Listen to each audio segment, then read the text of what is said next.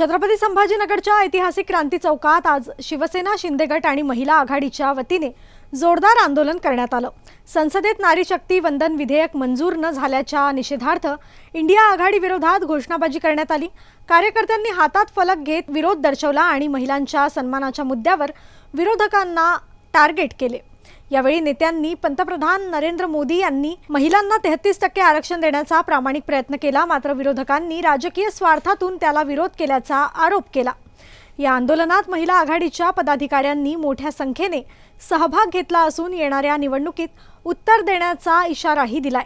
दरम्यान आंदोलनामुळे काही काळ क्रांती चौक परिसरातील वाहतूक विस्कळीत झाली होती, मात्र पोलिसांनी तात्काळ बंदोबस्त ठेवत परिस्थिती नियंत्रणात आणली। खऱ्या अर्थानं दरवेळेला आपण महिलांना समाजाच्या प्रवाहात आणण्यासाठी घटनेच्या माध्यमातून असेल किंवा विविध योजनांच्या माध्यमातून असेल महिलांना प्रवाहात आणण्यासाठी आपण वारंवार काम करत असतो। पण खऱ्या अर्थाने महिलांना राजकारणात स्थान देण्यासाठी ज्यावेळेस 33% आरक्षणाचं विधेयक संसदेत मांडण्यात येतं त्यावेळेला काँग्रेस विरोधी पक्ष म्हणून त्याला विरोध करण्याचं काम करतो, त्याच्या विरोधात मतदान करण्याचं काम करतो।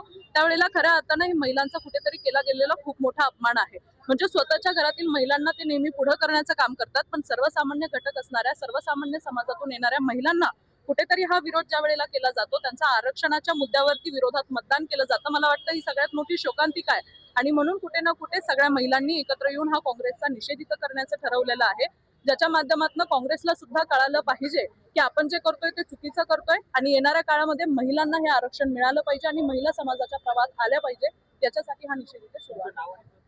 तेजस्विनी केंद्रे, संभाजीनगर महिला आघाडी, जिल्हा समन्वय। खऱ्या अर्थानं दरवेळेला आपण महिलांना समाजाच्या प्रवाहात आणण्यासाठी घटनेच्या माध्यमातून असेल किंवा विविध योजनांच्या माध्यमातून असेल महिलांना प्रवाहात आणण्यासाठी आपण वारंवार काम करत असतो। पण काल महायुती सरकारने संसदेमध्ये नारी शक्ती विधेयक या ठिकाणी आणलं होतं आणि महिलांना राजकारणामध्ये स्थान देण्यासाठी 33% आरक्षण मिळावं अशा पद्धतीचं हे विधेयक होतं। परंतु या विधेयकाला महाविकास आघाडी, ज्याला आपण म्हणता येईल काँग्रेसचे जे सगळे सहकारी पक्ष त्यांनी विरोध केला आणि हे विधेयक पारित होऊ शकलं नाही। खऱ्या अर्थाने मतदानाच्या वेळेस, निवडणुकीच्या वेळेस महिलांच्या बाबतीत गोड बोलायचं आणि ज्यावेळेस महिलांना खऱ्या अर्थानं त्यांचा सन्मान करता येईल, त्यांना राजकारणामध्ये पुढे आणता येईल, अशा वेळेस ते विधेयक पास होऊ द्यायचं नाही, अशा प्रकारची दुटप्पी भूमिका या ठिकाणी काँग्रेसने घेतलेली आहे आणि निश्चित त्याचा निषेध आम्ही या ठिकाणी करतोय।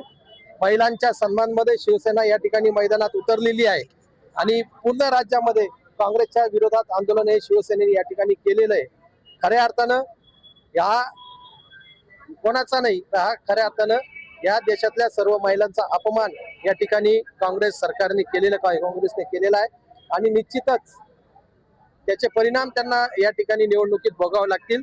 जो महिलांचा अपमान या ठिकाणी झालेला आहे त्याचा बदला घेतल्याशिवाय महिला शांत बसणार नाही आणि त्या महिलांच्या पाठीशी आम्ही या ठिकाणी एकनाथ शिंदे साहेबांच्या नेतृत्वाखाली, खासदार श्रीकांत शिंदे साहेबांच्या नेतृत्वाखाली खंबीरपणे उभे आहोत। पण त्यांचं म्हणणं असं आहे की भाजपने संघराज्य पद्धतीला आणि संविधानाला हात घालण्यासाठी आरक्षण काढून हा घाट घातला होता, तो आम्ही हालून काढला असं काँग्रेसने सुद्धा किती वेळेस या ठिकाणी घटना दुरुस्ती केली हे मला सांगण्याची आवश्यकता नाहीये।